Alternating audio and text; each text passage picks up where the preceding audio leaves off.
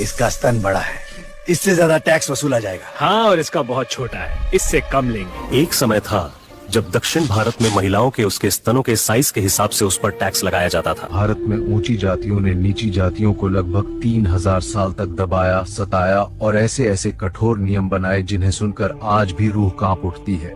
इनमें सबसे भयानक प्रथा 19वीं सदी के दक्षिण भारत यानी केरल में थी, जहां महिलाओं को अपने स्तन खुले रखने पड़ते थे। त्रावणकोर में नीची जाति की महिलाओं को अपना ऊपरी शरीर ढकने का अधिकार नहीं था, यानी उनको अपना ब्रेस्ट बिना किसी कपड़े के खुले रखना पड़ता था। अगर वे ऊपरी कपड़ा पहनना चाहें तो वहाँ के राजा को महिलाएं टैक्स देती थीं, फिर स्तन ढकने दिया जाता था। इसी अमानवीय नियम को मुलाक्रम कहते थे।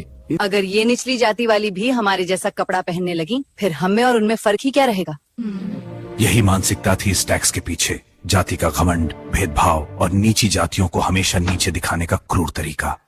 टैक्स एझावा और नादर और अन्य नीची जाति की महिलाओं से लिया जाता था। टैक्स की राशि तय होती थी उनके स्तनों के आकार देखकर। अधिकारी घर घर जाकर इस अमानवीय टैक्स की वसूली करते थे। 18वीं सदी के आखिरी हिस्से से शुरू हुई और 1810 से 1850 के बीच सबसे ज्यादा लागू रही।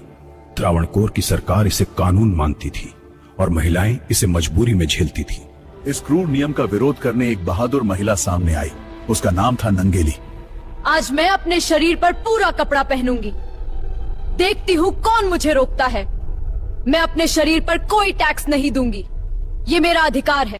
जब अधिकारी टैक्स लेने आए, नंगेली ने अपने स्तन काटकर केले के पत्ते पर टैक्स वसूलने वाले अधिकारी को दे दिया। कुछ ही समय में उसका खून बहकर शरीर ठंडा पड़ गया और उसकी मृत्यु हो गई।